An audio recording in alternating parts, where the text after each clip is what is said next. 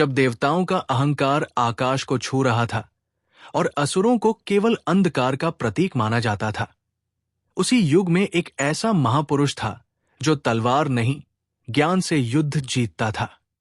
वे शस्त्र नहीं उठाते थे, बल्कि नीति, बुद्धि और रणनीति से इतिहास की दिशा बदल देते थे। उनका नाम था शुक्राचार्य। वे केवल असुरों के गुरु नहीं थे, बल्कि उस सत्य के प्रतीक थे जिसे समय ने गलत समझा।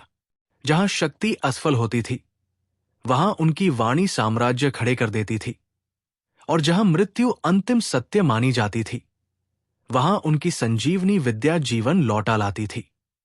ये कहानी किसी राक्षसों के गुरु की नहीं, बल्कि ज्ञान बनाम अहंकार, नीति बनाम बल और गुरु बनाम सत्ता की है।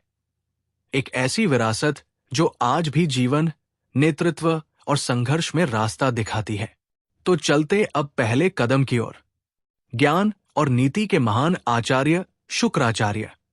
शुक्राचार्य का नाम सुनते ही हमारे मन में अक्सर दैत्यों और असुरों के गुरु की छवि उभरती है, लेकिन ये केवल उनकी पहचान का एक छोटा सा हिस्सा है। वास्तव में शुक्राचार्य उस युग के सबसे महान बुद्धिजीवी, रणनीतिकार और जीवन के गूढ़ रहस्यों को समझने वाले विद्वान थे। उन्होंने अपने जीवन में जो ज्ञान अर्जित किया और जो शिक्षाएं दी, वे आज भी उतनी ही प्रासंगिक है जितनी हजारों साल पहले थी। शुक्राचार्य ने यह साबित कर दिया कि शक्ति केवल शारीरिक बल में नहीं, बल्कि बुद्धि, योजना और सही रणनीति में निहित होती है। जब हम उनके जीवन और उनकी शिक्षाओं को गहराई से देखते हैं, तो पता चलता है कि वे राजनीति शास्त्र के अद्भुत जानकार थे। उन्होंने दैत्यों को सिखाया कि कैसे कम संसाधनों में भी अपनी स्थिति मजबूत की जा सकती है, कैसे शत्रु की ताकत को उसकी कमजोरी में बदला जा सकता है, और कैसे धैर्य और योजनाबद्ध तरीके से काम करके असंभव लगने वाले लक्ष्य भी हासिल किए जा सकते हैं। शुक्राचार्य की कूटनीति इतनी सूक्ष्म और प्रभावी थी कि देवताओं को भी कई बार उनके शिष्यों से हार का सामना करना पड़ा। वे जानते थे कि युद्ध केवल मैदान में नहीं, बल्कि मन और बुद्धि में जीता जाता है। उन्होंने अपने शिष्यों को सिखाया कि हर परिस्थिति में संयम बनाए रखना, अपनी भावनाओं को नियंत्रित करना और सोच समझकर हर कदम उठाना कितना महत्वपूर्ण है। अर्थशास्त्र के क्षेत्र में भी शुक्राचार्य का योगदान अतुलनीय है। उन्होंने समझाया कि धन केवल संचय करने की वस्तु नहीं है, बल्कि उसका सही उपयोग और प्रबंधन ही वास्तविक समृद्धि लाता है। उन्होंने अपने शिष्यों को सिखाया कि संसाधनों का बुद्धिमानी से उपयोग कैसे किया जाए, कैसे व्यापार और राजनीति को साथ लेकर चला जाए, और कैसे आर्थिक मजबूती से सामाजिक और राजनीतिक शक्ति प्राप्त की जा सकती है। जीवन प्रबंधन के मामले में शुक्राचार्य की दृष्टि बेहद व्यावहारिक और यथार्थवादी थी। वे जानते थे कि जीवन में सफलता पाने के लिए केवल कठोर परिश्रम ही काफी नहीं है, बल्कि सही दिशा में किया गया स्मार्ट काम अधिक परिणाम देता है। उन्होंने अपने शिष्यों को सिखाया कि अपनी कमजोरियों को कैसे ताकत में बदला जाए, कैसे विपरीत परिस्थितियों में भी अवसर खोजे जाएं, और कैसे हर असफलता से सीखकर आगे बढ़ा जाए। शुक्राचार्य की सबसे बड़ी शिक्षा ये थी कि बुद्धि और रणनीति के सामने कोई भी बाधा स्थायी नहीं होती। उन्होंने ये साबित किया कि जो लोग संख्या में कम हैं, संसाधनों में सीमित हैं या शारीरिक रूप से कमजोर माने जाते हैं, वे भी सही मार्गदर्शन, दृढ़ संकल्प और चतुर योजना के साथ सबसे शक्तिशाली बन सकते हैं। दैत्यों को, जो अक्सर देवताओं से कमजोर माने जाते थे, शुक्राचार्य ने ऐसी शिक्षा दी कि वे कई बार देवताओं को चुनौती दे सके और युद्ध में उन्हें परास्त भी कर सके। ये उनकी बुद्धिमत्ता, उनकी नीति और उनके मार्गदर्शन का ही परिणाम था। शुक्राचार्य ने यह भी सिखाया कि नेतृत्व केवल आदेश देने में नहीं, बल्कि अपने अनुयायियों को सशक्त बनाने, उनकी क्षमताओं को पहचानने और उन्हें सही दिशा देने में निहित है। वे स्वयं एक आदर्श गुरु थे, जिन्होंने अपने शिष्यों की हर कमजोरी को समझा, हर जरूरत को पहचाना और उन्हें ऐसी शिक्षा दी जो व्यावहारिक रूप से उपयोगी और जीवन बदलने वाली थी। उनकी नीति में कहीं भी आदर्शवाद का ढोंग नहीं था, बल्कि यथार्थ की गहरी समझ थी। वे जानते थे कि दुनिया कैसे काम करती है, कि मनुष्य की प्रकृति क्या है और कि सफलता पाने के लिए किन किन बातों का ध्यान रखना जरूरी है। शुक्राचार्य की शिक्षाओं में एक और महत्वपूर्ण पहलू यह था कि उन्होंने अपने शिष्यों को सिखाया कि हार को कैसे स्वीकार किया जाए और उससे कैसे सीखा जाए। वे मानते थे कि हर असफलता एक नया पाठ है, हर गलती एक अवसर है बेहतर बनने का। इसी कारण उनके शिष्य बार बार हारकर भी फिर से खड़े होते थे और हर बार पहले से अधिक मजबूत और अधिक बुद्धिमान होकर वापस आते थे। आज के युग में भी जब हम शुक्राचार्य की शिक्षाओं को देखते हैं तो पाते हैं कि वे कितनी प्रासंगिक है। चाहे आप एक छोटे व्यवसायी हो जो बड़ी कंपनियों से प्रतिस्पर्धा कर रहे हों, चाहे आप एक नेता हो जो सीमित संसाधनों में बड़े लक्ष्य हासिल करना चाहते हो, या चाहे आप एक सामान्य व्यक्ति हो जो जीवन में सफल होना चाहते हो, शुक्राचार्य की नीति और उनकी बुद्धिमत्ता आपको मार्गदर्शन दे सकती है। उन्होंने ये संदेश दिया कि असली शक्ति भीतर से आती है, बुद्धि से आती है और सही रणनीति से आती है, न कि केवल बाहरी साधनों से। शुक्राचार्य केवल एक पौराणिक चरित्र नहीं है, बल्कि वे एक जीवंत प्रेरणा है हर उस व्यक्ति के लिए जो कठिन परिस्थितियों में भी हार नहीं मानना चाहता, जो अपनी बुद्धि और योजना से अपना भाग्य खुद लिखना चाहता है और जो ये विश्वास करता है कि कमजोर से कमजोर व्यक्ति भी सही मार्गदर्शन और दृढ़ संकल्प से शक्तिशाली बन सकता है। संजीवनी विद्या, जीवन का रहस्य। शुक्राचार्य के जीवन की सबसे रहस्यमय और अद्भुत उपलब्धि संजीवनी विद्या है, जो उन्हें इस ब्रह्मांड के सबसे महान विद्वानों में से एक बनाती है। संजीवनी विद्या केवल एक मंत्र या तंत्र नहीं थी, बल्कि ये जीवन और मृत्यु के गहनतम रहस्यों को समझने की एक दिव्य शक्ति थी, जिसके माध्यम से शुक्राचार्य मृत व्यक्ति को पुनः जीवित कर सकते थे। ये विद्या इतनी दुर्लभ और शक्तिशाली थी कि देवताओं के गुरु बृहस्पति के पास भी ये नहीं थी, और इसी कारण युद्ध के मैदान में जब असुर मारे जाते थे तो शुक्राचार्य उन्हें फिर से जीवित कर देते थे, जबकि देवताओं के मृत योद्धा हमेशा के लिए चले जाते थे। लेकिन संजीवनी विद्या की कहानी केवल चमत्कार की कहानी नहीं है, बल्कि ये अथाह तपस्या, त्याग, समर्पण और गुरु शिष्य परंपरा की पवित्रता की कहानी है। शुक्राचार्य ने ये विद्या आसानी से या संयोग से प्राप्त नहीं की थी, बल्कि इसके लिए उन्हें भगवान शिव की कठोर तपस्या करनी पड़ी थी। कहा जाता है कि उन्होंने वर्षों तक निराहार रहकर, शरीर की सारी सुख सुविधाओं को त्याग कर एकमात्र लक्ष्य के साथ तपस्या की थी। उनकी तपस्या इतनी गहन और निष्ठापूर्ण थी कि स्वयं भोलेनाथ प्रसन्न हो गए और उन्हें संजीवनी विद्या का वरदान दिया। ये विद्या केवल शब्दों या मंत्रों का समूह नहीं थी, बल्कि इसमें जीवन के मूलभूत तत्वों, प्राण ऊर्जा, आत्मा और शरीर के बीच के संबंध की गहरी समझ समाहित थी।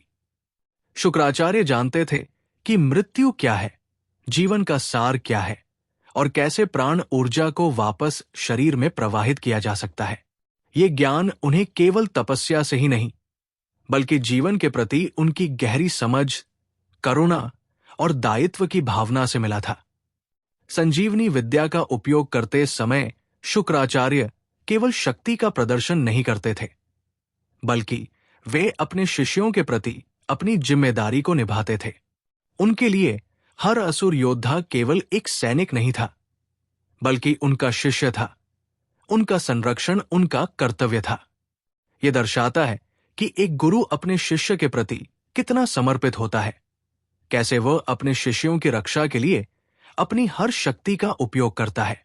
गुरु शिष्य परंपरा में यह सर्वोच्च उदाहरण है कि गुरु अपने शिष्य को मृत्यु से भी वापस ला सकता है, यदि उसमें वो सामर्थ्य हो। लेकिन संजीवनी विद्या की प्राप्ति और उसका उपयोग शुक्राचार्य के लिए बिना कीमत के नहीं आया। इस विद्या को पाने और उसे बनाए रखने के लिए उन्हें निरंतर तपस्या और संयम की आवश्यकता थी। उन्हें अपनी इच्छाओं को नियंत्रित करना पड़ा, अपने अहंकार को त्यागना पड़ा और हर पल इस बात का ध्यान रखना पड़ा कि इस शक्ति का दुरुपयोग न हो। ये विद्या केवल उसी व्यक्ति के पास रह सकती थी जिसमें असीम धैर्य, करुणा और आत्मनियंत्रण हो। शुक्राचार्य ने कभी इस विद्या का उपयोग अपने निजी स्वार्थ के लिए नहीं किया, बल्कि हमेशा अपने शिष्यों की भलाई के लिए किया। संजीवनी विद्या की कहानी हमें ये भी सिखाती है कि ज्ञान और शक्ति के साथ जिम्मेदारी भी आती है। शुक्राचार्य जानते थे कि उनके पास जो शक्ति है वो असाधारण है और इसलिए उन्होंने इसका उपयोग बहुत सोच समझ कर किया। उन्होंने ये विद्या किसी को भी आसानी से नहीं सिखाई, क्योंकि वे जानते थे कि गलत हाथों में ये विद्या विनाश का कारण बन सकती है। यहां तक कि जब उनके अपने पुत्र देवयानी के साथ कुछ घटनाएं हुई, तब भी उन्होंने अपनी शक्ति का उपयोग बहुत संयम से किया। यह दर्शाता है कि वास्तविक शक्ति केवल कुछ कर सकने में नहीं, बल्कि ये जानने में है कि कब और कैसे उस शक्ति का उपयोग करना चाहिए। संजीवनी विद्या का एक और महत्वपूर्ण पहलू यह है कि ये जीवन के प्रति श्रद्धा और सम्मान को दर्शाती है। शुक्राचार्य मृत्यु को पराजित कर सकते थे, लेकिन वे जीवन की पवित्रता को समझते थे।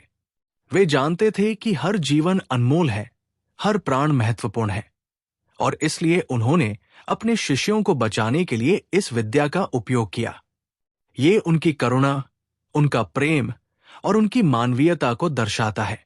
वे केवल एक शक्तिशाली तांत्रिक नहीं थे, बल्कि एक संवेदनशील गुरु थे जो अपने शिष्यों के जीवन को बचाने के लिए कुछ भी कर सकते थे।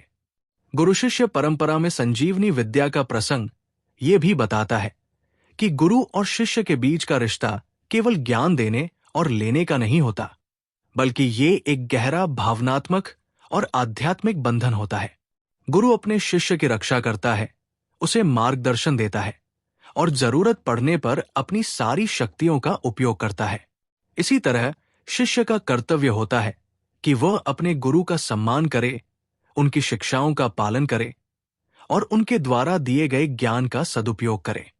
शुक्राचार्य और उनके शिष्यों के बीच ये रिश्ता इतना मजबूत था कि देवताओं को भी इससे ईर्ष्या होती थी।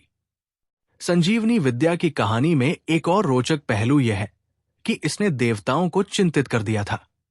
जब उन्होंने देखा कि असुरों के पास मृत्यु से लौटने की शक्ति है, तो उन्होंने विभिन्न तरीकों से इस विद्या को प्राप्त करने या इसे निष्क्रिय करने का प्रयास किया। कच्छ नामक बृहस्पति के शिष्य को शुक्राचार्य के पास भेजा गया ताकि वह छल से ये विद्या सीख सके। ये प्रसंग दर्शाता है कि ज्ञान की कितनी कीमत होती है और कैसे शक्तिशाली ज्ञान के लिए लोग कुछ भी करने को तैयार हो जाते हैं। लेकिन शुक्राचार्य की बुद्धिमत्ता और सतर्कता ने सुनिश्चित किया कि ये विद्या केवल योग्य व्यक्ति के पास ही रहे। आज के संदर्भ में संजीवनी विद्या हमें ये सिखाती है कि सच्चा ज्ञान वही है जो कठोर परिश्रम, समर्पण और त्याग से प्राप्त होता है। आजकल लोग तुरंत परिणाम चाहते हैं, बिना मेहनत के सफलता चाहते हैं, लेकिन शुक्राचार्य का जीवन हमें बताता है कि जो चीजें वास्तव में मूल्यवान हैं, वे आसानी से नहीं मिलती। उन्हें पाने के लिए वर्षों की तपस्या, निरंतर प्रयास और पूर्ण समर्पण की आवश्यकता होती है। संजीवनी विद्या ये भी सिखाती है कि ज्ञान को हमेशा सही उद्देश्य के लिए उपयोग करना चाहिए। शुक्राचार्य ने अपनी शक्ति का उपयोग जीवन बचाने के लिए किया, विनाश के लिए नहीं। यह हमें याद दिलाता है कि हमारे पास जो भी कौशल, ज्ञान या शक्ति है, उसका उपयोग दूसरों की भलाई के लिए करना चाहिए, न कि नुकसान पहुंचाने के लिए। संजीवनी विद्या केवल एक पौराणिक कथा नहीं है, बल्कि ये गुरु की महानता, त्याग की शक्ति, तपस्या के महत्व और जीवन के प्रति श्रद्धा का प्रतीक है। ये हमें सिखाती है कि असंभव कुछ भी नहीं है यदि हम पूरी निष्ठा और समर्पण के साथ अपने लक्ष्य की ओर बढ़ें। शुक्राचार्य ने साबित कर दिया कि मानव चेतना और आध्यात्मिक शक्ति से मृत्यु जैसी अंतिम सच्चाई को भी चुनौती दी जा सकती है, और ये सब तभी संभव है जब हम अपने भीतर की दिव्य शक्ति को जागृत करें और उसे सही दिशा में प्रवाहित करें। शुक्र नीति, व्यवहारिक जीवन दर्शन। शुक्राचार्य केवल एक आध्यात्मिक गुरु या तपस्वी नहीं थे, बल्कि वे एक अत्यंत व्यावहारिक और यथार्थवादी विचारक भी थे, जिन्होंने जीवन के हर पहलू को गहराई से समझा और उस पर अपनी शिक्षाएं दी। शुक्र नीति, जो उनके द्वारा रचित नीति शास्त्र है, केवल एक प्राचीन ग्रंथ नहीं है, बल्कि ये जीवन जीने की एक संपूर्ण कला है। एक ऐसा मार्गदर्शक है जो हमें बताता है कि कैसे इस जटिल और चुनौतीपूर्ण दुनिया में सफलतापूर्वक और सम्मान के साथ जिया जाए। शुक्र नीति में जो ज्ञान समाहित है, वो आज से हजारों साल पुराना होते हुए भी आधुनिक जीवन में उतना ही प्रासंगिक और उपयोगी है, क्योंकि मानव स्वभाव, समाज की बुनियादी संरचना और जीवन की मूलभूत चुनौतियां आज भी वही है जो उस समय थी। शुक्र नीति में सबसे पहला और महत्वपूर्ण विषय धन का है, क्योंकि शुक्राचार्य जानते थे कि भौतिक जगत में धन एक अनिवार्य आवश्यकता है और इसके बिना जीवन में बहुत सी चीजें असंभव हो जाती है। लेकिन उन्होंने धन के प्रति एक संतुलित और बुद्धिमानीपूर्ण दृष्टिकोण प्रस्तुत किया। शुक्र नीति में कहा गया है कि धन कमाना महत्वपूर्ण है, लेकिन उससे भी अधिक महत्वपूर्ण है धन को सही तरीके से कमाना, उसका बुद्धिमानी से प्रबंधन करना और उसका सदुपयोग करना। उन्होंने बताया कि धन केवल संचय करने की वस्तु नहीं है, बल्कि ये एक साधन है जिसके माध्यम से हम अपने जीवन को बेहतर बना सकते हैं, अपने परिवार की देखभाल कर सकते हैं, समाज की सेवा कर सकते हैं और अपने लक्ष्यों को प्राप्त कर सकते हैं। शुक्राचार्य ने यह भी स्पष्ट किया कि धन का लोभ व्यक्ति को बर्बाद कर सकता है, इसलिए धन के प्रति हमारा दृष्टिकोण संतुलित होना चाहिए। उन्होंने सिखाया कि धन को 3 भागों में बांटना चाहिए। एक भाग भविष्य के लिए बचाना चाहिए, एक भाग वर्तमान की जरूरतों के लिए उपयोग करना चाहिए और एक भाग धर्म और परोपकार में लगाना चाहिए। यह वित्तीय प्रबंधन का वो सिद्धांत है जो आज के आधुनिक वित्तीय सलाहकार भी देते हैं। शुक्र नीति में स्त्री पुरुष संबंधों के बारे में जो बातें कही गई हैं, वे अत्यंत संवेदनशील, व्यावहारिक और मानवीय है। शुक्राचार्य जानते थे कि संबंध जीवन का सबसे महत्वपूर्ण पहलू है और यदि ये संबंध स्वस्थ और सम्मानजनक हो तो जीवन सुखमय होता है, अन्यथा दुखों का अंबार लग जाता है। उन्होंने पुरुषों और स्त्रियों दोनों को सिखाया कि एक दूसरे के प्रति सम्मान, विश्वास और समझ बनाए रखना कितना आवश्यक है। उन्होंने कहा कि विवाह केवल एक सामाजिक समझौता नहीं है, बल्कि ये 2 आत्माओं का मिलन है, 2 व्यक्तित्वों का साथ है और इसे सफल बनाने के लिए दोनों पक्षों को धैर्य, समझदारी और समर्पण की आवश्यकता होती है। शुक्राचार्य ने स्त्रियों के प्रति सम्मान की बात की और ये भी कहा कि जहां स्त्रियों का सम्मान नहीं होता, वहां सुख और समृद्धि नहीं टिकती। उन्होंने पुरुषों को सिखाया कि स्त्री केवल घर की 4 दीवारी में बंद रहने वाली वस्तु नहीं है, बल्कि वो एक समान साथी है, जीवन की सहयात्री है और उसके विचारों, भावनाओं और इच्छाओं का सम्मान करना चाहिए। साथ ही उन्होंने ये भी बताया कि संबंधों में ईमानदारी और पारदर्शिता सबसे महत्वपूर्ण है, क्योंकि छल और झूठ से बने रिश्ते कभी स्थायी नहीं होते। शुक्र नीति में मित्रता के बारे में जो कहा गया है, वो आज के समय में और भी प्रासंगिक है। शुक्राचार्य जानते थे कि सच्चे मित्र जीवन की सबसे बड़ी संपत्ति है और गलत मित्र सबसे बड़े शत्रु साबित हो सकते हैं। उन्होंने सिखाया कि मित्र चुनते समय बहुत सावधान रहना चाहिए, क्योंकि मित्र हमारे जीवन को प्रभावित करते हैं, हमारे विचारों को आकार देते हैं और हमारे भविष्य को दिशा देते हैं। शुक्राचार्य ने बताया कि सच्चा मित्र वो होता है जो कठिन समय में साथ खड़ा रहे, जो आपकी गलतियों को सुधारने में मदद करे, जो आपकी सफलता पर ईर्ष्या न करे बल्कि खुश हो और जो आपके साथ विश्वासघात न करे। उन्होंने ये भी कहा कि मित्रता में समानता होनी चाहिए। एक तरफा मित्रता कभी टिकाऊ नहीं होती। मित्रता में देना और लेना दोनों होना चाहिए, सम्मान और विश्वास दोनों तरफ से होना चाहिए।